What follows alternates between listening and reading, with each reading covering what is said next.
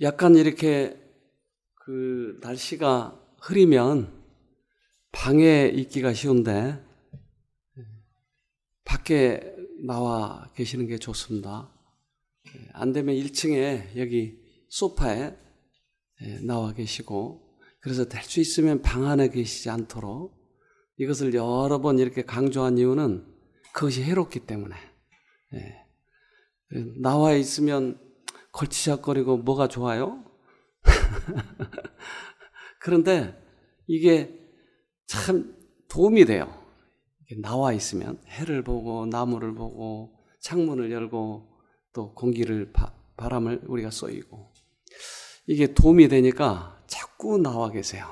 그리고 이 뒤에 그 흔들의자 여기 앉아서 이렇게 산을 바라보는 것은 내 마음에 큰 평안을 줍니다. 그렇게 하시길 바랍니다. 사람을 처음 창조하셨을 때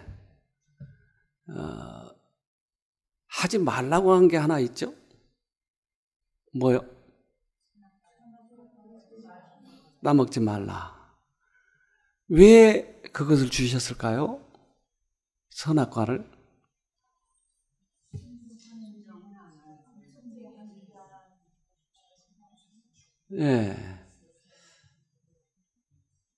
난 그게 처음 초신자 때 제일 궁금했어요. 그게 없었으면 우리가 이렇게 죄를 짓지 않을 텐데 왜 주었을까? 그런데 제가 우리 아이들을 기르면서 이게 조금씩 이해가 되기 시작하더라고요. 요즘에도 이제 청소년들이 가끔 여기 오는데 이제 어떨 때는 몇십 명, 10여 명씩 올 때도 있어요. 근데 이 청소년들이 정신적으로 큰 결함을 가진 아이들이 종종 있어요.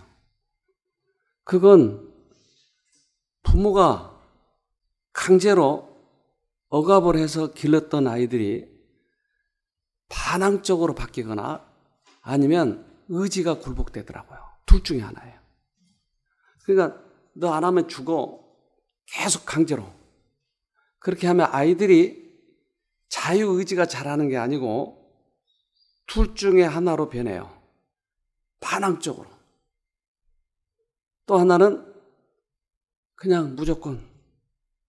근데 그 무조건 그 굴복했을 때의 정신 상태가 정신병에 가까워져요. 그래서 꽤 많은 청소년 아이들이 이 둘 중에 하나에 속합니다. 그래서 우리의 자유의지가 필요할까요? 왜 그렇게 자유의지가 필요할까요?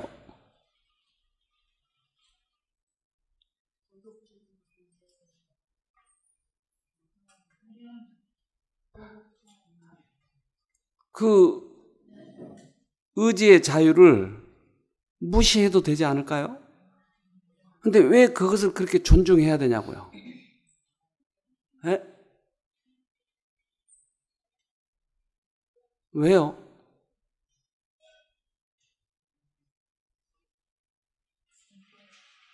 에?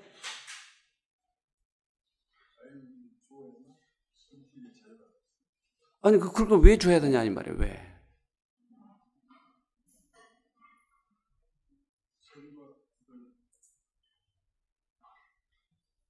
너무 쉬운 얘기인데, 창조할 때 그렇게 창조했다고요? 그래요. 그러니까 자유의지를 넣어두시고, 이 자유의지를 통해서야만이 사람에게 하나님께서 능력을 베푸실 수도 있고, 그들의 품성이 고쳐질 수도 있고, 점점점 우리의 사람이 하나님을 닮아갈 수도 있고, 무엇을 통해서야만이? 자유의지를 통해서야만이 자라니까. 근데 그것을 훼손시키면 어떤 일이 생기겠어요? 회복이 안 되는 거예요. 왜 우리에게 그 자유의지가 중요하냐? 그것은 우리들의 질병이 회복되는 데 있어서 결정적이에요, 그게. 그래서 선을 행할 수도 있고 악을 행할 수도 있는 원칙이 우리 안에 들어있단 말이에요. 자유의지가. 근데 이것이 훼손돼 버렸을 때 이 일이 안 일어나는 것이에요. 지금 여러분들에게도 그게 필요할까요? 왜 필요해요? 이것을 통해서야만이 진정한 회복이 일어나니까. 이것이 그래서 중요한 거예요. 그래서 이것을 제가 깨달은 다음부터 우리 아이들에게 많이 자유 속에서 자라게 하려고. 옛날에 우리 집사람과 제 관계는 서로 누가 주도권을 갖느냐 이거 다툼이었어요. 아주 저 마누라가 보통 마누라가 아니에요. 나도 보통이 아니었고. 그러니까 봉건주의 사회에서 교육을 받은 저는 어떻게든지 마누라를 굴복시켜 놓고 저 마누라가 말을 잘 듣도록, 그래야 내 신수가 편하니까. 그래서 조금이라도 나한테 반항하려면 가차없이 다. 그래서 제일 많이 쓴 용어가 이 여자가 그러면 여자는 한 수 아래인데 왜 대드냐는 거예요. 근데 그 말을 많이 사용했어요. 근데 우리 마누라도 그냥 있겠어요? 또 연구하죠. 어떻게든지 저 남편을 이겨먹을까.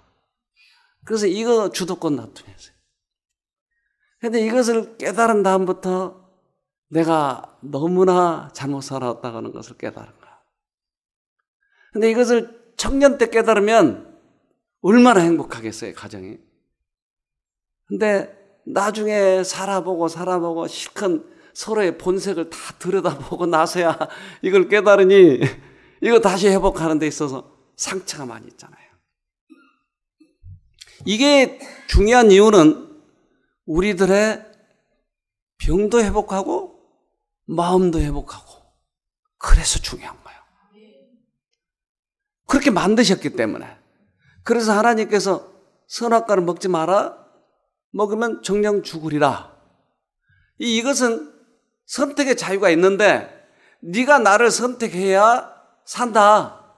다른 쪽을 선택하면 죽는다. 죽음과 삶의 의미예요, 이게. 그러니까 사단은, 죽음의 세력인 사단은 자꾸 자기 쪽으로 굴복하도록 만드는 것이.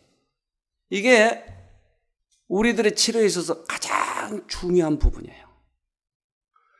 교육에 있어서 가장 중요한 부분은 뭘까요? 그래요. 자기 자유의지로서 하나님을 선택하도록 만들어준 것이 최고의 교육이에요. 근데 이 아이들을 공부 잘 시키기 위해서 계속 밀어붙였다는 거예요, 이게. 그러니 얼마나 교육의 이념이 잘못됐냐고요. 그래서 교육도 치료도 여기에서 시작이 돼야 돼요. 이 자유의지 속에서. 그렇다면 사단은 사람들을 품성을 잘못 자라게도 하고 병이 안 낫게도 하려면 어떻게 하면 될까요?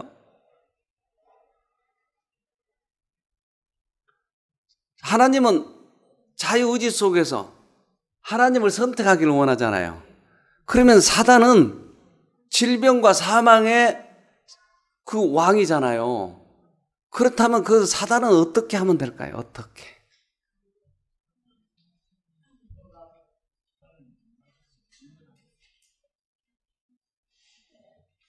여러분이 맨날 하는 거 있는데 잘 모르시나요?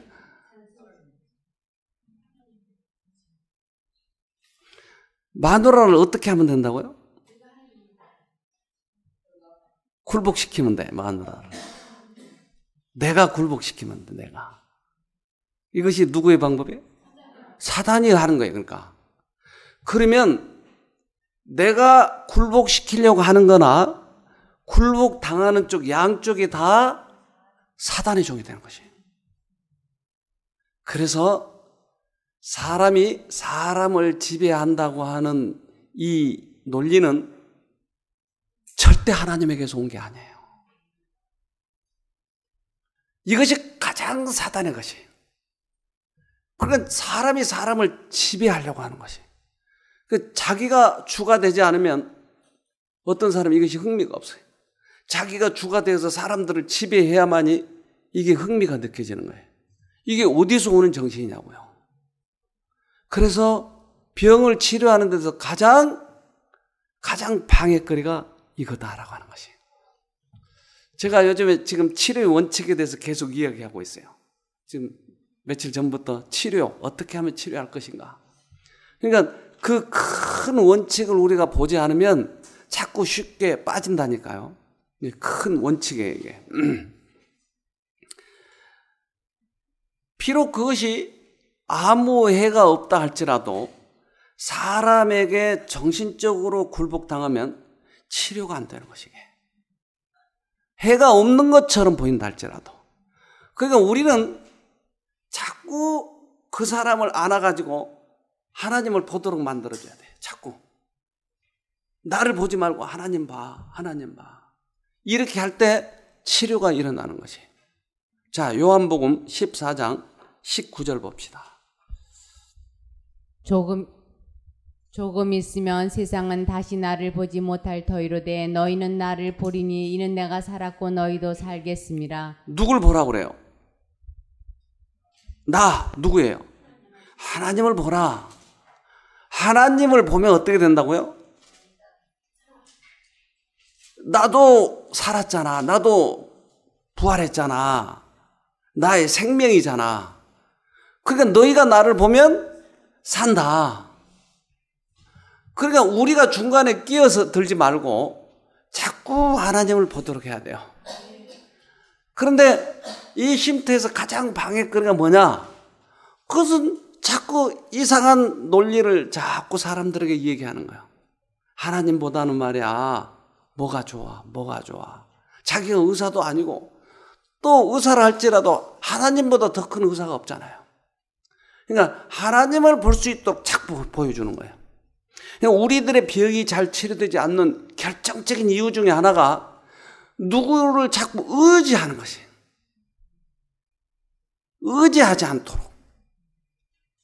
그래서 우리 이 쉼터에 가장 우리가 중요시하는 것이 뭐냐? 모든 사람에게 자유를 주잖아요. 여러분 강제로 하던가요? 대답해 보세요. 강제로 한 게 아니잖아요. 그러니까 너무 자유스러우니까 우리 마음대로 해보자. 여기 가져와서 술도 좀 마셔보자. 그런 사람도 있었어요. 그래가지고 화장실에다 술 숨겨놓고 몰래 먹은 걸 내가 몰랐어. 그런 사람들은 좀 두들겨 패야죠. 그러니까 강제로 하지 않고 모든 게 자유인 이유는 이것을 통해서 선택했을 때 치료가 일어나는 거예요. 치료가. 그래서 강제로 안 하려고. 우리 하나 봅시다. 동영상을.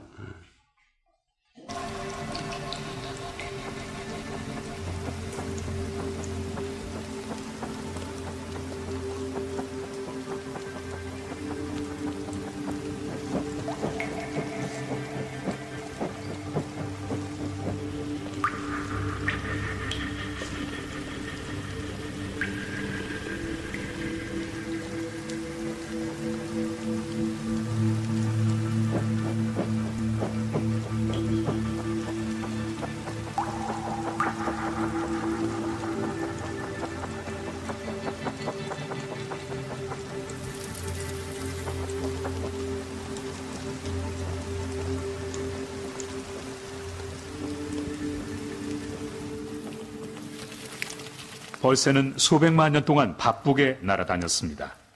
다양한 꽃을 오가며 꽃가루를 옮겼죠. 그러자 더 많은 꽃들이 벌새를 부르기 시작했습니다. 그 결과 벌새와 관계를 맺은 꽃은 8,000종이 넘습니다.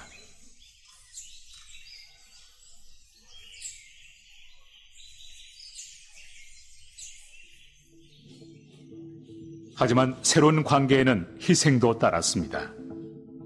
꽃들이 벌새를 수분자로 택하면서 꽃은 전보다 훨씬 더 많은 꿀을 제공해야 했습니다.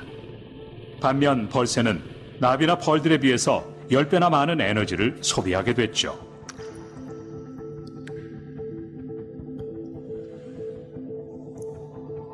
꿀을 먹는 장면. 벌새는 자기 몸무게 이상의 꿀을 매일 마셔야 합니다. 따라서 벌새에게 의존하는 꽃은 엄청난 양의 꿀을 매일 만들어 주어야 하죠.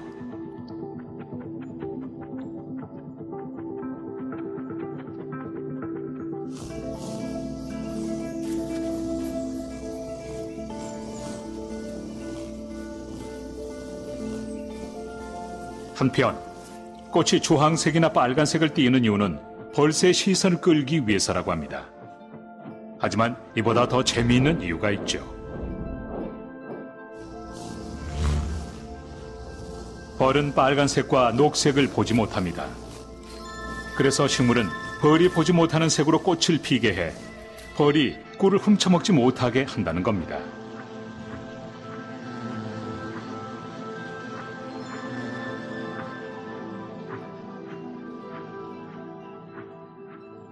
반면 벌새는 쉽게 꽃을 찾을 수 있죠. 하지만 벌새도 큰 대가를 치렀습니다. 다른 곤충에게 꿀을 뺏기지 않기 위해서 꽃들이 더 가늘어지고 길어지거나 줄기 끝에 피기 시작했기 때문이죠. 따라서 벌새가 꿀을 먹으려면 정확한 위치에 떠 있어야 합니다. 공중에 떠 있는 자세는 많은 에너지를 필요로 합니다. 이렇듯 열량이 높은 꿀을 먹는 대신 그만큼 많은 에너지를 소비하게 된 벌새는 최대한 에너지 낭비를 막아야 하는 빡빡한 삶을 살게 되었죠. 동시에 공중에서의 정지 자세는 벌새의 장기가 됐습니다.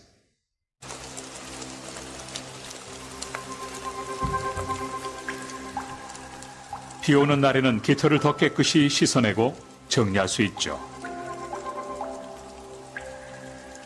벌이나 나비와는 달리 벌새는 비를 아주 좋아합니다. 이들은 비가 내리는 날이면 하늘을 바라보며 야외 목욕을 즐기죠. 흰눈썹 꿀새도 목욕을 나왔군요.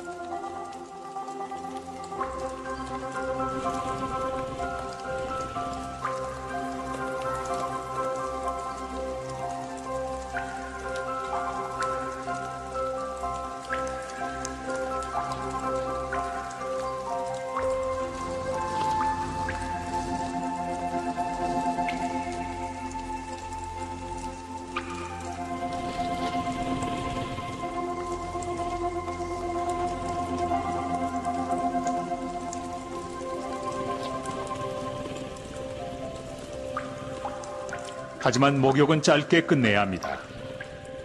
벌새는 평균 15분에 한 번씩 먹어줘야 하기 때문이죠. 그렇지 않으면 몇 시간 안에 굶어 죽을 수도 있습니다. 이들처럼 꼭 필요한 에너지만 써야 하는 새들은 꿀 없는 꽃에서 아까운 시간을 낭비할 여유가 없습니다. 그렇다고 이 작은 새가 한번 찾아갔던 꽃을 모두 다 기억할 수 있을까요? 기껏해야 서너 송이라면 쉽게 기억할 수도 있겠죠. 하지만 이렇게 많은 잎에나무 꽃이라면 어떨까요? 놀랍게도 벌새는 한 번 갔던 꽃을 정확하게 기억할 수 있습니다. 새치고는 정말 대단한 기억력이죠. 아, 참 아름답죠? 한 번 갔던 꽃을, 그 꽃을 다 기억하고 있다는 거예요. 제가 미국의 이 캘리포니아 쪽에 전도회를 갔어요. 근데 목사님이 오늘은 어딜 좀 방문 좀 같이 하시겠어요? 그래서 그렇게 하죠. 이제 아침에 강의를 끝내고 저녁에 하니까 그 사이에는 방문을 해도 되는 거예요. 근데 산으로 데리고 가는 게 계속. 하여튼 어느 집에 갔더니 별장처럼 이렇게 돼 있는데 그 주위에 벌새들이 얼마나 많은지. 근데 그 집에다가 꿀통을 달아놓은 거예요. 꿀통. 그래서 그 이상한 모양의 꿀통이 있는데 이걸 벌새들이 와서 빨아먹는 거예요. 이걸 계속. 그러니까 그 꿀을 자꾸 채워주는 거예요, 집주인이. 그걸 아마 한 10개 정도 이렇게 꿀통이 쭉. 너무 환상적이고, 야, 저 안에 누가 살까?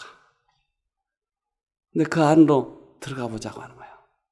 노크를 했더니 머리를 빡빡 민 한 아주머니가 나온 거예요. 왜 머리가 빡빡 밀어졌을까요? 암. 이제 말기여서 죽을 날만 기다리고 있으면서 거기에 와 있는 거예요. 그래서 이 아주머니하고 이제 이 얘기를 하는 중에 자기의 과거를 얘기하는 거예요. 미군 부대 옆에서 일했다는 거예요. 무슨 일? 알겠죠? 미군 부대 옆에서 매일 몸을 파는 아마 그런 여자였을 것 같아요. 그냥 미군 부대 옆에서 살았다고 그러고 자꾸 얘기해요. 그래서 우연히 그 남편하고 눈이 맞아가지고 미국으로 왔는데 남편이 자꾸 이제 그런 여자라고 멸시하는 거야. 그러니까 미국에서는 자기가 뛰쳐나오면 아무것도 할 수 없는 거야. 그러니까 미국 말도 좀 더 능숙하고 할 때까지 계속 같이 살다가 너무나 남편이 자기를 많이 학대해서 이제 결국은 팽 당한 거죠. 팽. 근데 이분이 그동안에 미국말을 좀 배워가지고 그런 부류의 여자들이 모이는 그런 지역이 있어요. 근데 이 지역에는 미국말도 못해가지고 남편이 그렇게 학대를 받으면서도 술을 못하는 것이 말을 못하니까. 그래서 이 여자가 이제 그것을 대신해서 해주는 거예요. 이게 이제 좋은 일이죠. 변호사처럼 그렇게 가서 법정에 가서 얘기도 해주고. 근데 그 남편에 대한 용서하지 못하는 마음, 이것들을 계속 자기를 괴롭히는 거야. 근데 어느 날 암이라고 하는 거야. 근데 자기를 좋아하는 또 미국 남자가 있는데 이 남자가 자꾸 같이 살자고 하는 거야. 그래서 그 집으로 이사 와가지고 암도 치료할 겸 거기 와 있어요. 근데 의사가 당신은 몇 개월 못 살겠습니다. 그러니까 거기 이사 왔는데 몸이 불편하니까 멀리는 못 가고, 근데 그 새가 너무나 아름다우니까 매일 그 새 먹이를 넣어주면서 창 밖을 이렇게 쳐다봐요. 거기서 이야기를. 이분은 교회를 몇 번 나왔는데 아프고 남편이 바쁘고 그러니까 못 데려다 주고. 그래서 오늘 같은 그런 얘기를 해주세요. 저 새를 누가 만드셨을까요? 저렇게 공중에 떠있는, 그 자리에 이렇게 떠있는 새가 있냐고요? 있어요, 없어요? 공중에 제자리에 떠있는 새. 보셨어요? 없어요. 벌새밖에 없어요. 이 세상에 유일하게 그 자리에 떠서 움직이지 않고 있잖아요. 아까 이걸 꿀을 빨아먹을 때 이 머리는 하나도 안 움직이고 몸만 펄럭거리고 있잖아요. 이게 대단한 기술이에요, 여러분. 한번 해볼래요, 여러분? 근데 그것을 누가 만드셨겠는가? 저 새에게도 자유의지를 주신 하나님께서 우리에게도 주시지 않겠느냐 하고 쭉 얘기했더니 이 여자가 얼마나 펑펑 울던지 저에게 성경을 좀 가르쳐 주세요. 그래서 그 집에 가서 이제 성경을 가르쳐 주고 또 하나님의 자유의지에 대해서 얘기해 주고, 우리들의 의지가 하나님을 선택할 때 급격히 우리가 치료가 일어난다고 그랬을 때 자기는 이제까지 절망밖에 없었는데 이런 얘기를 해주니까 너무 좋아하더라고요. 우리들의 자유의지는 얼마나 중요한지 몰라요. 따라서 사람을 창조하신 하나님께서 우리들의 자유의지를 통해서 치료의 능력이 들어가는 것이에요. 그러니까 이 자유의지를 하나님께서 다른 어떤 존재가 굴복시켜버렸을 때 치료가 일어나지 않는 것이에요. 그래서 여러분, 이것을 잘 활용하시길 바랍니다. 이제 오늘 자유의지에 대해서 지금 이 얘기를 했는데 어떻게 하나님 쪽을 선택하고 그러면 어떻게 사단을 선택하고 이런 것이 궁금해지잖아요, 여러분. 여러분 자유의지가 있나요? 있어요? 있어요? 네. 있는지 없는지 좀 보자고요, 우리가. 그러니까 이 자유의지가 다른 사람에게 내가 굴복당하거나 다른 사람을 의지해버리면 여기에서 치료가 수독되는 거예요. 모든 치료는 하나님과 직접적인 관계가 이루어질 때 급격히 일어나는 것이에요. 이걸 꼭 명심하시길 바랍니다. 하나님은 우리가 병들길 원할까요? 아니요. 아니요. 절대 병들길 원하지 않아요. 그렇기 때문에 우리 마음에 어떤 자유의지가 필요할까요? 하나님은 병들길 원하지 않는다고 그러시잖아요. 그러니까 하나님을 선택할 때 내가 병이 들지 않는다고 하는 것을 선택하는 것이에요. 그런데 우리는 항상 아프면 죽을지도 몰라. 나 같은 놈은 죽어야 돼. 라고 뭘 쫓아가고 있어요, 지금? 그런데 사단이 넣어주는 건 뭐예요, 지금? 생각, 또 감정. 자, 다시 한번 반복하면 여러분 이게 중요하니까 지금 투병생활 하는 분은 이걸 잘 들으셔야 돼요. 나에게 하나님은 넣어주는 생각이 네가 병들기를 원하지 않아 라는 생각을 넣어주죠. 사단은 넌 죽을 수밖에 없어. 뭐와 함께 그 생각을 넣어줘요? 감정과 함께. 자, 감정과 우리들에게 낭망적인 생각은 사단으로부터 온다 이 말이에요. 근데 하나님은 병들기를 원하시지 않아. 치료되기를 원하. 그러니까 이 두 가지 생각이 있는 거예요, 지금. 그런데 우리가 어떤 것을 택해야 돼요? 하나님 쪽을. 근데 감정이 지금 나를 괴롭히고 있잖아요. 자, 자유의지가 활용될 때가 바로 이때. 결정적으로. 나는 지금 고통스럽고, 암 때문에 고통스럽고, 의사는 몇 개월밖에 못 산다는 사형 선고를 내리는 거예요. 그러니까 이 감정과 이러한 의사들의 통계에 맞는 그런 말, 이론, 이것이 나를 괴롭힌 거예요. 근데 한쪽은 하나님은 살 수 있다고 하는 것이에요. 그러니까 이때 우리들의 의지력을 활용해서 하나님 쪽을 선택하는 것을 진정한 자유라고 하는 것이기에 중요하죠? 세상 사람들은 모두 다 의사가 선고하면 선고한 대로 끝날 것이라고 생각을 해요. 그러니까 이것이 나를 괴롭힌 거예요. 사단은 계속 넌 죽을 수밖에 없어. 라고 우리들에게 자꾸 종용하는 거예요. 근데 이때 하나님을 선택하는 거예요. 이때. 감정과 생각과 싸우고 있는 거예요. 투병생활은.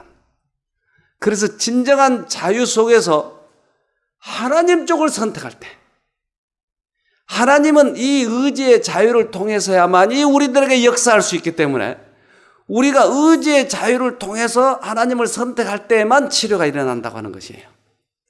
이걸 가장 소중하게 여겨야 돼요, 우리가. 자, 지금 여러분, 지금 제 얘기가 들리시죠? 아니면 졸리시나요? 이때 졸리는 것은 지금 방해하고 있는 거예요. 잠을 못 잤기 때문에 졸리는 거 아니에요. 지금은 말을 잘 들으셔서 내가 그쪽을 선택을 해야 돼요, 지금. 그래야 이게 일어나는 거예요. 조금 증상 완화가 되는 것은 그것을 진정으로 선택하도록 하기 위해서 하나님께서 맛보기로 주신 것이에요. 이제 의지의 자유가 활용이 돼야 되는데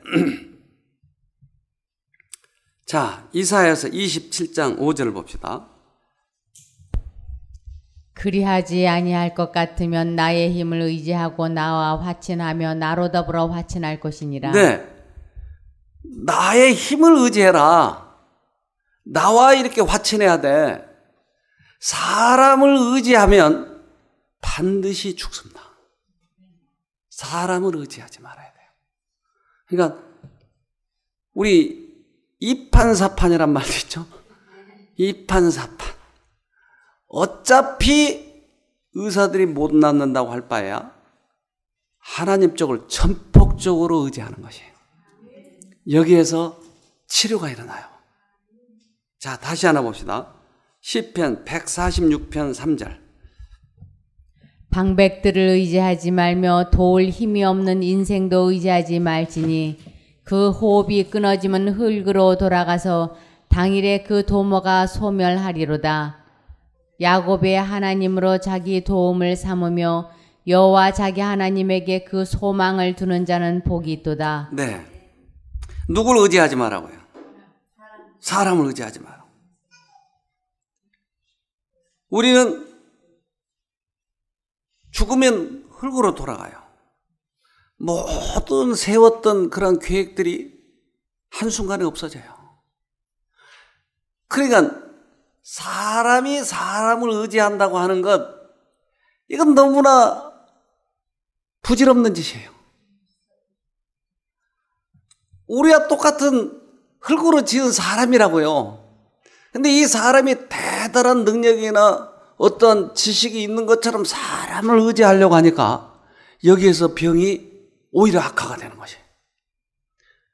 나를 도울 수 있는 힘이 없는 사람을 의지하지 말고 나를 만드신 하나님을 의지할 때 여기에서 급격히 치료가 일어나는 거예요.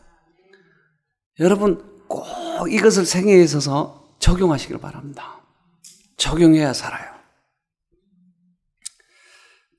하나님은 우리의 의지를 파괴하려고 한다고요? 아니요. 의지를 활용하기를 원하는 것이에요. 이 의지를 활용하는 데 있어서 병이 낫는 것을 아주 자세하게 설명한 성경절들이 있어요. 베데스다 환자는 몇 년 동안 알았죠? 38년. 38년 동안 중풍병, 일어나지 못하는 중풍병이잖아요. 이러한 병에 걸려서 나은 사람 봤어요? 봤어요? 아, 그 사람 말고, 못 봤죠? 그러니까 예를 들어서 40살에 중풍이 들었다. 그럼 몇 살? 78. 그러니까 저는 이런 사람 딱 한 사람 봤어요.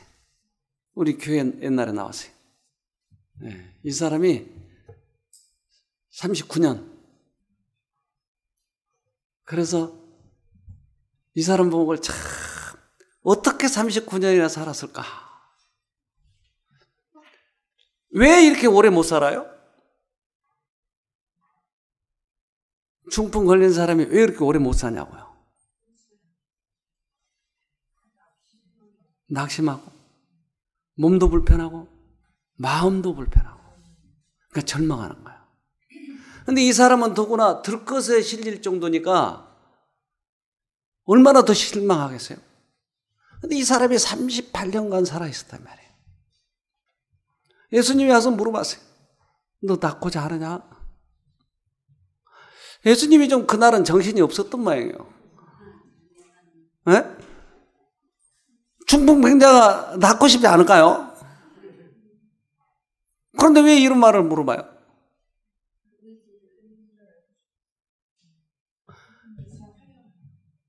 중풍병자는 목적이 뭐냐면 저 연못에 들어가는 거예요. 그러면서 하는 거예요. 왜? 많은 사람이 얘기한 거예요. 그렇게 해서. 그런데 물이 동할 때 들어가야 되는데 제일 먼저 들어간 사람은 제일 성한 사람이에요. 그러니까 나를 넣어줄 자가 없나이다. 그런데 예수님이 내가 낫고자 하느냐라고 이 말을 하는 이유는 그 사람이 예수를 통해서 나을 수 있다고 하는 희망을 넣어주는 동시에 이 사람 속에서 그 믿음이 의지가 자라기를 원하는 것이에요. 그러니까 이 사람은 나를 저 연못에 넣어줄 자가 없나이다 이 얘기를 하는 동안에 그럼 저 사람이 뭐길래 너 낳고자 원하냐 이렇게 물어보는 거예요. 그럼 저 사람이 낳아줄 수 있으려나? 성령께서는 그의 마음에 역사하시고 한쪽 마음은 38년 됐는데 어떻게 나 한 번도 그동안 못 봐서 나는 안 돼. 봐 이렇게 힘줄도 다 약해졌잖아. 뼈도 이렇게 가늘어졌잖아. 나같이 이렇게 구부리는 사람이 어떻게 나? 이치적으로 생각해서 어떻게 펴지냐고. 그러니까 이러한 감정과 예수님의 들려주신 이 말씀과 이게 갈등이 생기는 것이에요. 뭐를 활용해야 돼요? 어떻게 활용해요? 내 감정은 일어날 수 없어요. 모든 의사들은 그렇다고 얘기해요. 그리고 실제적으로 증상도 그렇고. 그러니까 이러한 감정과 생각과 예수님이 낫게 해준다고 하는 이 말씀과 이것이 대조될 때 어떻게 한다고요? 우리들의 의지를 하나님 편에 두는 것이에요. 나는 할 수 없지만 예수님은 하실 수 있잖아요. 그 편에 두는 것이. 그 대부분의 사람들은 이 감정이 같이 따라올 때까지 기다리는데 감정은 사단 거니까 안 따라온다니까요. 감정을 끌고 가지 않고 하나님 쪽에 나의 의지를 둬버리는 것이에요. 지금 투병 생활할 때 이게 지금 중요하기 때문에 2번, 3번 반복하는 거예요. 지금. 내 감정과 과거의 경험과 의사들이 다 통계적으로 얘기한 것과 이런 모든 것이 이제까지 나를 지배하고 있었어요. 그런데 이 감정과 생각은 그렇지만 나의 의지를 예수님께 두는 것이에요. 이것이 중풍병자가 회복됐던 결정적인 이유였어요. 자, 사람을 의지하고 감정을 의지하고 이제까지 다른 사람들에게 나의 의지를 지배받았던 이런 사람들은 특별히 이것이 필요합니다. 조건 없이 하나님 쪽을 선택하는 거예요. 이럴 때 우리들에게 안에서 변화가 일어나는 거예요. 이것을 하나님께서 가장 기뻐하시는 거예요. 의지를 하나님 쪽에 두었을 때. 자, 그래서 아까 뭐라 그랬어요? 내가 살았으니 너희도 살겠습니다. 이 베데스다의 환자가 이긴 것은 바로 이 의지를 활용했기 때문에 이긴 것이에요. 우리도 그렇게 활용할 수 있을까요? 네. 그래서 여기 오시면 아무리 심한 환자도 뭐 안 해주잖아요. 찜질해주고 뭐 해주고 이러면 그것을 의지하려고 하는 거예요. 자꾸. 지푸라기라도 잡는다니까요. 근데 아무것도 해주지 않는 이유는 과거에 제가 이것을 오랫동안 그것을 해왔기 때문에 이거 해가지고 낫지 않는다고 하는 것을 저는 결론을 내린 것이에요. 찜질이나 뭐나 이렇게 하면 그 사람들에게 있어서는 어떤 호평을 받을지 모르지만 진정한 치료는 일어나지 않는다고 하는 것을 제가 경험 속에서 말씀 속에서 확신하고 있는 거예요. 그래서 아무것도 보여주지 않냐고 말씀 하나님 계속 보여주고 있잖아요. 근데 이게 나에게 딱 직접적인 연결이 될 때 급격히 일어나는 거죠. 여러분 지금 회복되신 분들 증거하세요. 맞죠? 맞아요. 일어나고 있잖아요 지금. 근데 이것을 무시하면 되겠냐고요. 그래서 우리가 할 도리는 하지만 할 수 없는 범위의 것은 주님을 의지해서 이기는 것이에요. 우리의 의지력을 활용하는 것이에요. 그러면 우리들이 꼭 승리하십니다. 오늘 그걸 한번 해보세요. 내 감정은 나를 괴롭히고 과거의 생각은 나를 일어나지 못하게 했지만 그러나 하나님은 하실 수 있다고 하는 거예요. 원하기만 하면 수없이 많은 사람들이 회복될 사람이 무덤으로 돌아가는 것을 봐요. 하나님은 우리가 살기를 원하세요. 죽기를 원하시지 않아요. 그러니까 어설픈 신앙을 가지고 나는 죽을 때가 됐나 봐. 하나님이 나를 부르신가 봐. 그리고 가는 거예요. 그러지 말고 이기자고요. 오늘 날씨가 좀 충충하지만 태양이신 예수님을 보면서 이기시길 바랍니다. 자, 기도합시다. 하늘에 계신 아버지, 우리들에게 은혜를 베풀어 주셔서 하나님의 말씀을 받아들이고 우리의 의지의 자유로 그쪽에 선택할 수 있도록 해주셔서 감사합니다. 과거에 감정을 의지했고 사람을 의지했지만 이제부터는 절대적으로 주님만 바라볼 수 있도록 해주셔서 감정에 속지 않도록 하시고 다른 사람이 들려준 말에 속지 않도록 하시고 오직 주님만 바라보면서 이길 수 있도록 도와주시옵소서. 오늘도 우중충한 날씨지만 의의 태양이신 하나님을 바라보면서 꼭 승리하도록 도와주시옵기를 예수님 이름으로 기도합니다. 아멘.